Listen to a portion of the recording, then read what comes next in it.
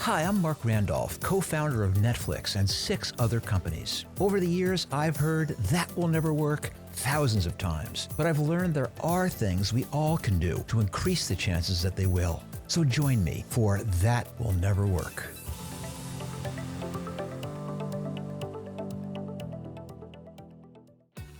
Hey everybody, and welcome to That Will Never Work. But before we start, just want to remind everybody that if you want to be a guest on the show, just come to markrandolph.com to apply. But if you just want to chat, or if you have any comments about the show, I invite you to join me on the That Will Never Work Discord. You'll find an invitation to join at the website. Just how earth-friendly are all the earth-friendly laundry detergents you hear about? Well, according to today's guest, Justine Potashnik, not very. But she's got a better solution. It's a 100% organic laundry detergent formulated from the soapberry. She thinks it cleans as well or better than any other detergent out there. The problem is, it's also more expensive. So can she command a premium price in this category? Well, that's what we'll be exploring today. Justine, welcome to That Will Never Work. Thanks so much for having me here. This is such a funny story, but 2 years ago, my mentor, who's a monk named Om Swami, gave me your book to read. And it was just when I was forming the company, and he said, "This needs to be the book that will you should read and will change your way of thinking." And I devoured it. I completely devoured it, and what I found really fascinating were all the stories, but because I was coming to you today, I thought, "Let's reread it." And when I reread it, I resonated with so many of your stories because I'm going through a lot of the same now, and I connected to a building of the company, a building of the team, understanding, the pitfalls of fundraising, um, just, laughing along the way because humor is everything. Well, I'm so glad to hear that because it's great to hear that I'm actually popular in the monk community. But I'm glad that it brought us together because it certainly uh, was perfect timing. So, what can I help you with today? So, well, my past has influenced the present, and I was in the fashion industry. I always made things, products, and I worked with fabric. And as you may or may not know, fashion is one of the most polluting industries. And I never really thought about just how polluting it is and creating fabric and what was embedded in that fabric. So how that fabric affected the skin. The skin is the largest organ in our bodies, and how that fabric was washed, what it was washed in, where did that water go? It was never, ever on my mind. And one day after I had made something, I had trouble washing it. And I had to find a solution. And it put me on this deep, deep rabbit hole of a path. And I fell into really discovering a very simple truth that the cleaning industry itself is a very dirty and toxic industry.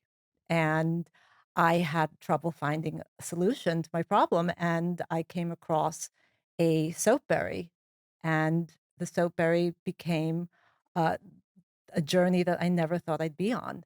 And here I am today. Got more influenced by a Tibetan product. Well, it's actually a Himalayan, it's a berry that's been used throughout India, Nepal, and China for thousands and thousands of years. So its inherent properties are healing and cleaning, and it's a fully biodegradable.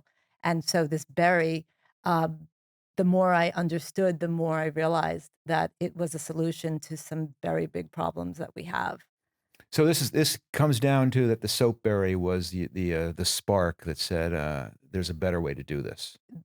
Yes, and that it's the future, understanding how to co-create with nature and find solutions that are innovative and to really come up with something to lead us into the next generation of cleaning.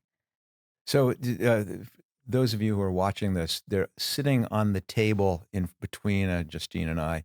is a little pile of something, which when I first walked in, I thought perhaps a ferret had left a little present for us. But I guess these are, in fact, soapberries. So these are in fact soapberries, and what They they all basically look like giant rabbit turds for those of you who are just very listening. nice description. It's the Well, first one.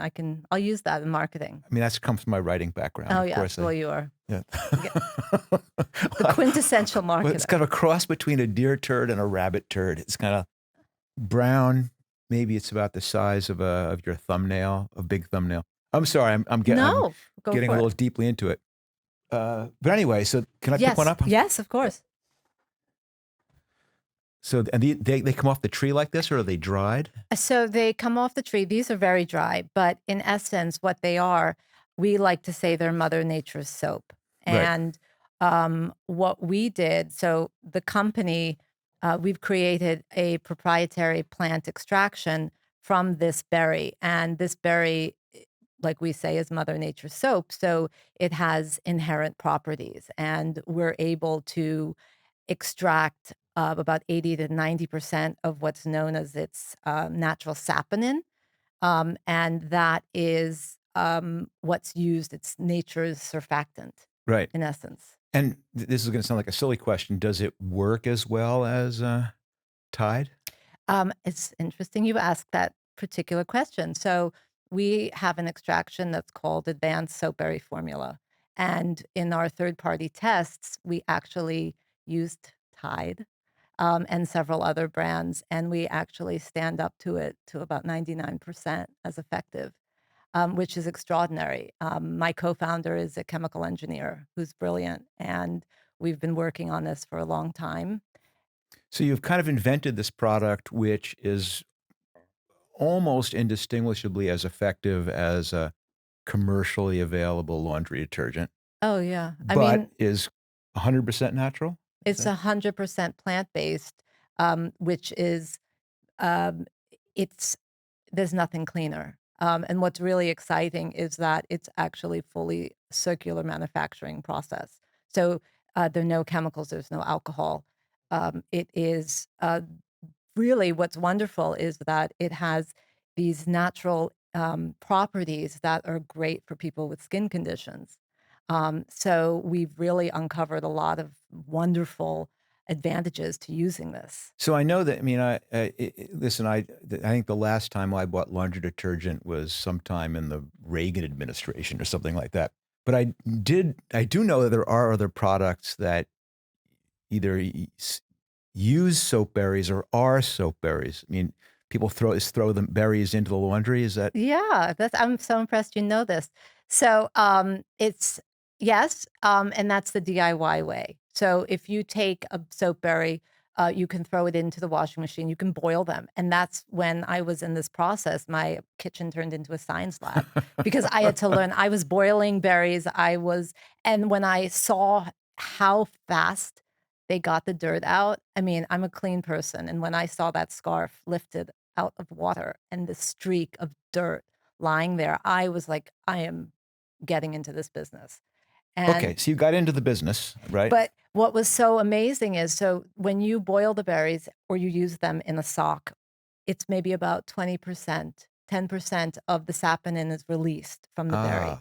Ah, When you see it in another product, let's say another cleaning product, it's maybe about 30% roughly. No one has been able to make it as efficacious as our ASF, and that's the difference. So that's what makes it so powerful and able to stand up to the traditional and green brands. fantastic. Yeah. So tell me how far along you are. So we decided, because this our ingredient can be used across home, personal, and pet care, anything that actually uses what's known as a surfactant. We decided to test it in one product, our laundry pod, and that was in our company, Nature First. So we decided, okay, let's test the market. Let's see what people are interested in. Let's put it in a compostable bag. Let's try to market this in a way that no one has ever seen before. And that's what we did, and so this, is our laundry pod. So this is actually the finished product, and, we have found through our testing, with retail, both retail. We've done work with hotels. We've found this to really be a solution for people who have skin conditions, for people who pregnant women. It's really taken people into another way of considering how they work with a product, how the product affects them and their family, and how they're contributing to bettering the environment. So you're manufacturing these, or you're getting them. You have an actual product. Yeah, You're actually selling them. yeah. You're selling them direct to consumer. Or you're selling them wholesale. Or you're doing both. We're Or doing both. And we launched during COVID. So I had just shipped a whole bunch of retailers, and the FedEx boxes were stuck, and all the stores were closed, and we had to build the business from, far away. And so it was very exciting because I solicited all these stores. I wrote to Target, I wrote to Sprouts, I wrote to uh, Thrive, everyone, and pitched. And everyone wanted to try the product. And I learned so much. I learned that it was the product their customers were looking for. They bought it, and they've still been testing it, and we're ready right now to really scale. But what I understood was that I had to pull back a little bit because we weren't ready for the big time, and we didn't have all the products ready. And because it's been self-funded to date, it's been really challenging to uh, expand this the way it would need to going into the market. so, what can I help you with today? Well, we have found that we really have a chance.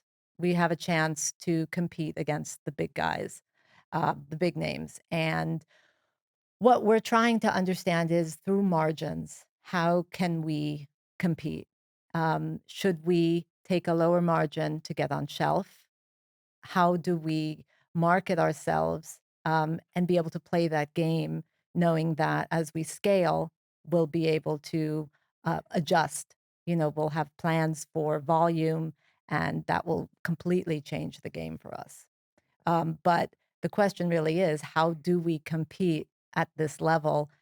Um, and How well do you understand what motivates? I mean, everyone buys laundry detergent, I assume, or it's huge, huge, huge category. So I imagine there's all kinds of subsets to it. And I imagine that there's pretty much a product that fits neatly into almost every price category anyway. There's disc bargain, yeah, there's premium. Do you really understand those different markets and what motivates those people? we do. And we know that it like this, it starts niche. It starts with the people who really want to make the change. And we know that it can fit in that in between the more green, let's say, marketed as green brand companies. So, and again, there's a certain price, a ceiling at the stores because we don't want to go into this super duper premium level. Right. And the way to really break in is to be priced well. So, and that means, are we 30% higher? Do we take that cut just to be able to get through all the doors?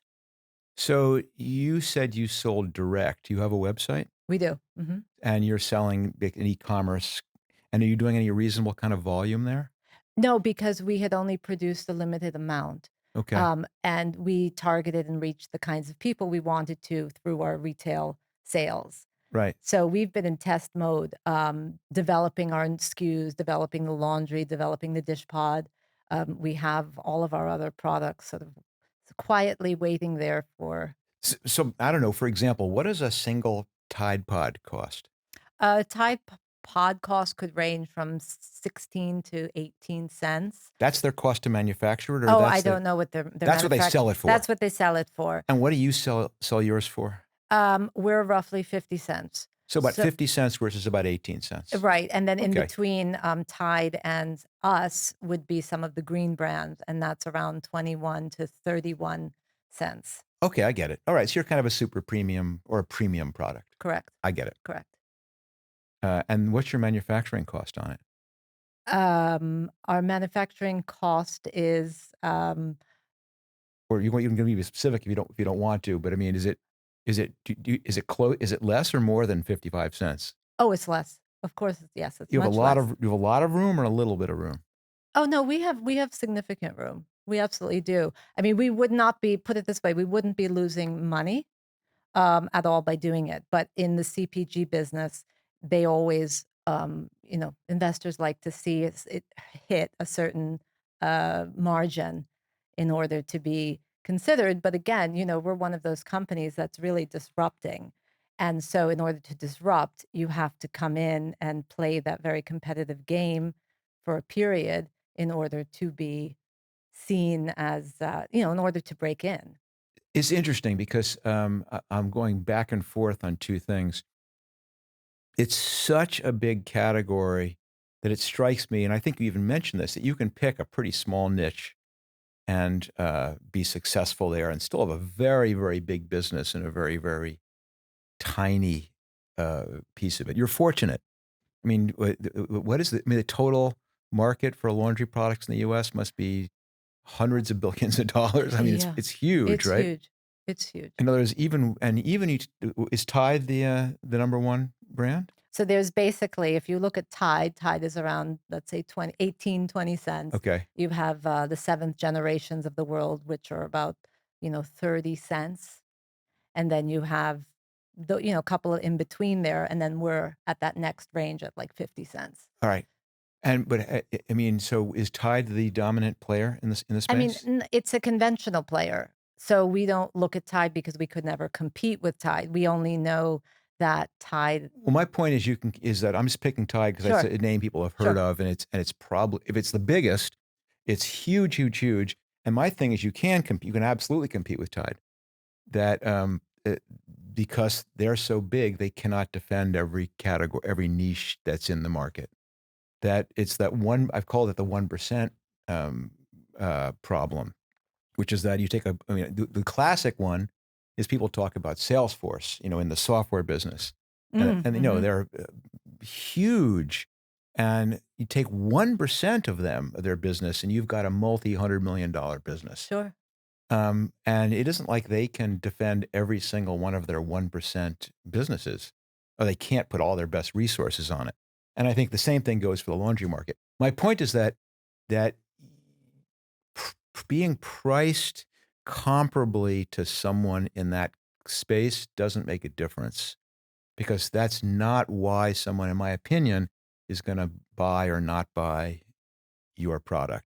That no matter what little category of crosstab of features and price you hit, you're going to have a huge business no matter how small it is. I mean, I know you said I don't want to be the super premium, but even if you genuinely are this almost as effectively as effective as a earth unfriendly, skin unfriendly product, Right.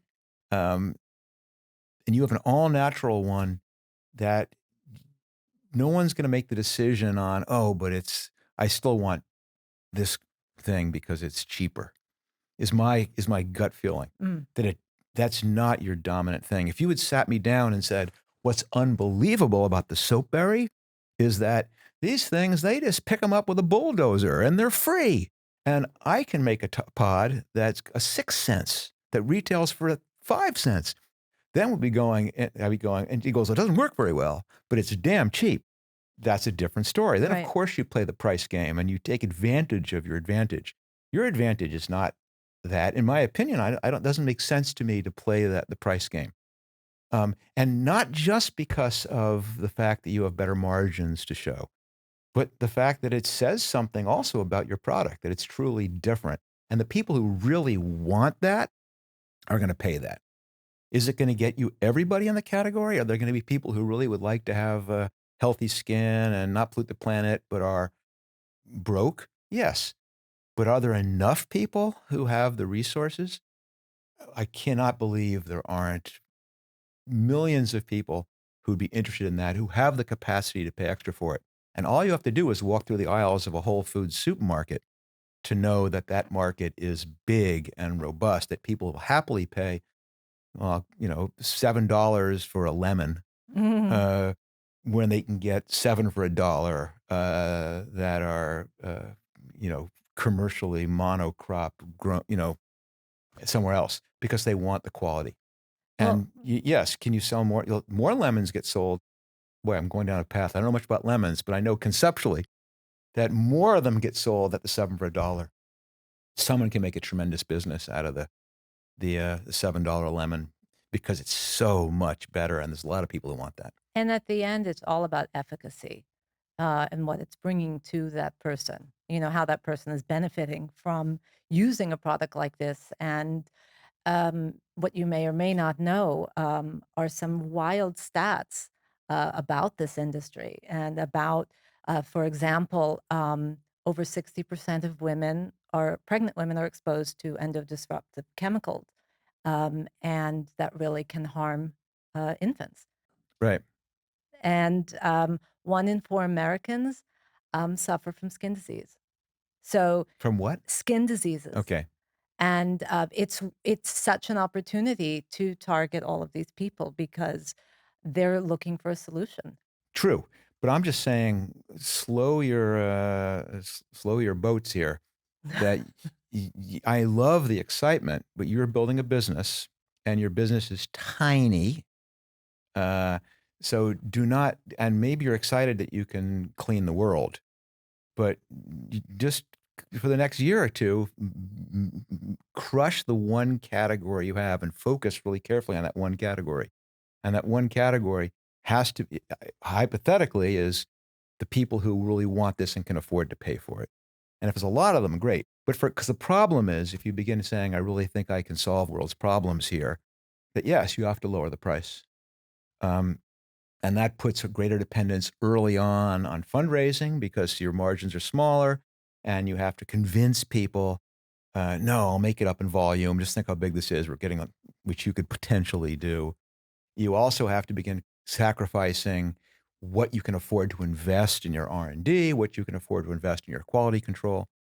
I mean, these big companies, and I know a bunch of people who are brand managers for P&G, and they get these huge arguments about the chemical number 73 on the list of 96 chemicals, and they're going, well, if we just eliminate this chemical, no one's going to notice, but we could bring 50. They can play that game, and you don't want to play that game. You want to do everything you possibly can to make it as good as you want, and without worrying about I've got to hit a certain margin number. And you're right. Investors do want to understand, and that's not just in consumer packaged goods, but in any business. They want to understand that you have a sustainable product at scale, that it has reasonable margins, and coming in at a higher price takes so much pressure off you, of trying to demonstrate that, I'm trying to be priced down at the Tide level. I know, not Tide, competing with Right, them. I right. want to price at that level, but believe me, once we're selling to all the skin disease, just no, then they're going to see you as a fantasist.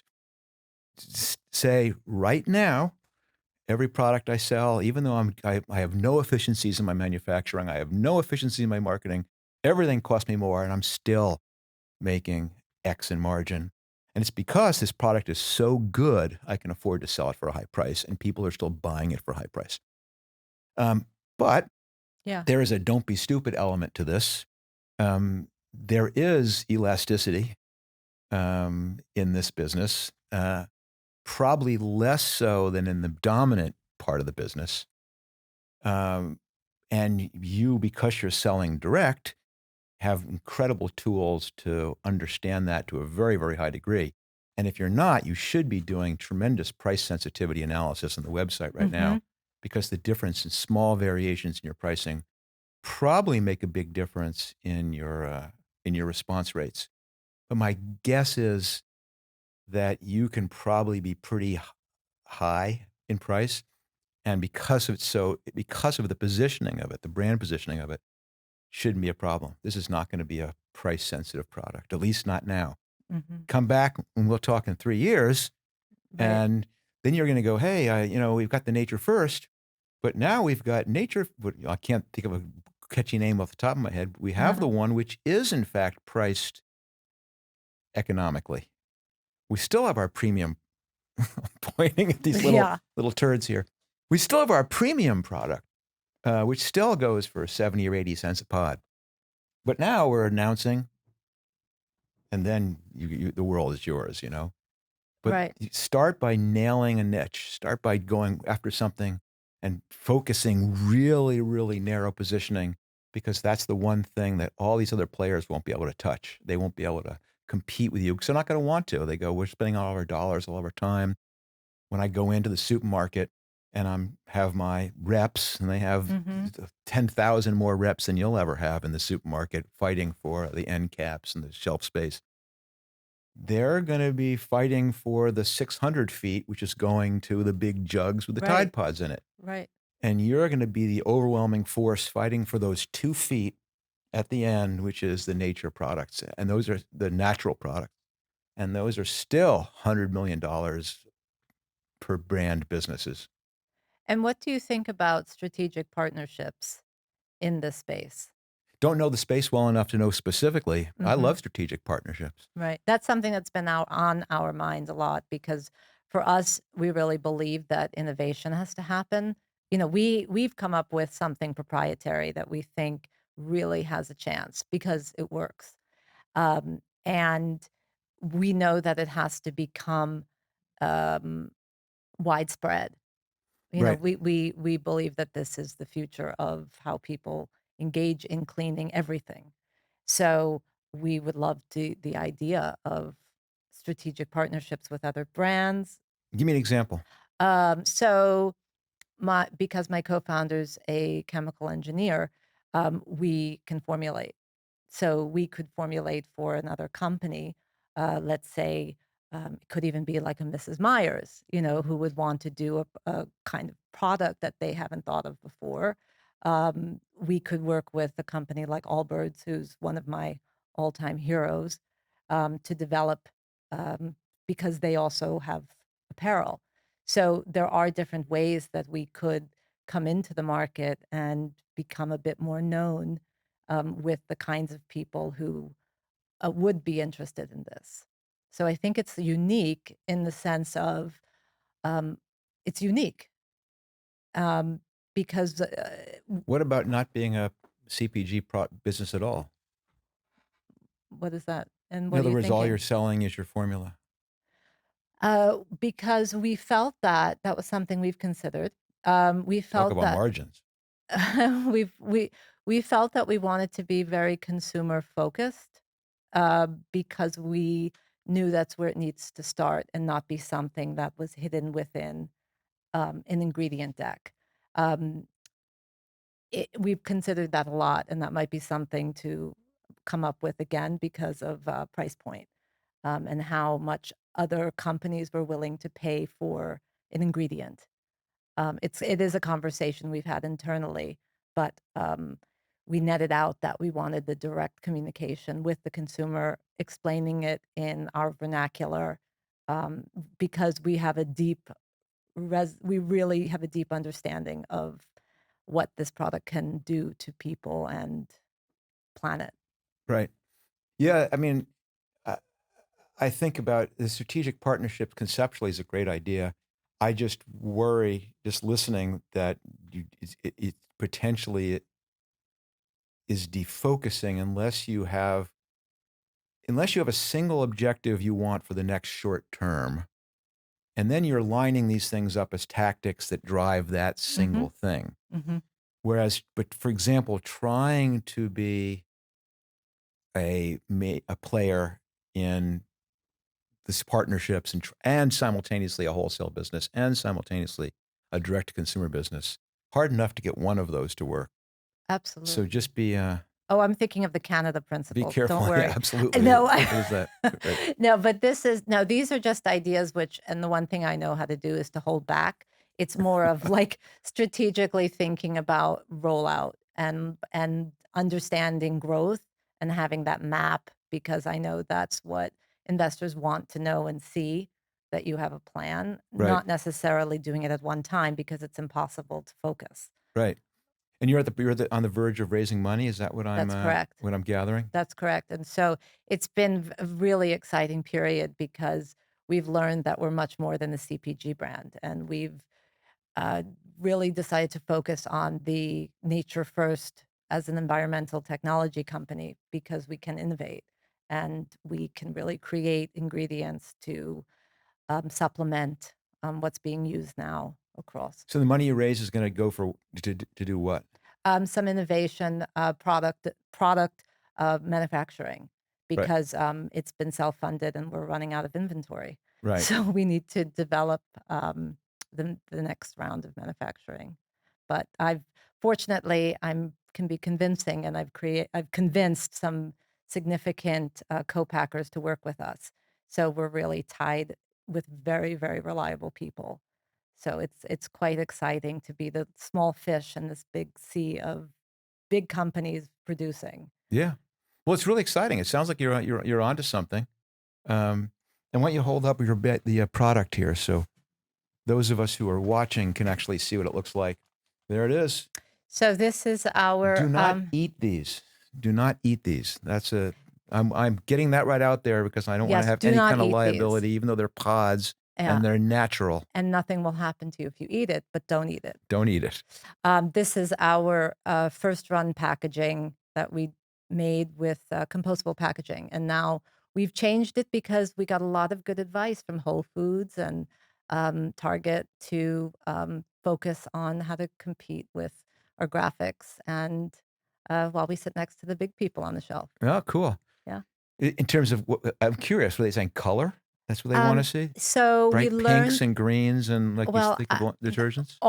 they said we don't want to cramp your design aesthetic, but brown does not sell on the shelf.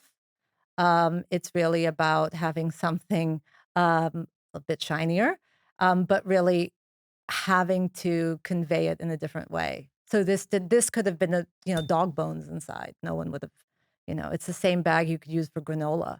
So we really had to Really recreate it. good point, isn't it? Yeah. Yeah. Yeah. So listen, it was a test. It was a test. Does it work in the market? Let's learn. And we learned a lot. And that's why I'm glad we never raised until now because, Yeah, for the people who are just listening, it does look like a bag that granola would yeah. come in. In Or, fact, it even has a little picture on the front of some of the granola nuts that you might find. right. But it's really interesting, Thank and you. those people can teach us a lot about what actually sells on the shelf, which is that there'd be a whole nother interesting podcast to do is Oh, packaging. packaging. It's like and get someone in to help with packaging. Well, cool. Well, this has been really, really interesting. I've certainly learned a lot about. Now I've got to go home and go see what I'm using on my clothes. And, Oh, well, hopefully you'll be using nature first. yeah, I think it's kind of interesting. Yeah. Well, Justine, I can't wait to hear more about how this goes once you start scaling things up. So maybe we can catch up again in, I don't know, 6 months, a year, and I'll get part 2 once you get back from your retreat up in the mountains to find some more wisdom. I wish. No retreat for me.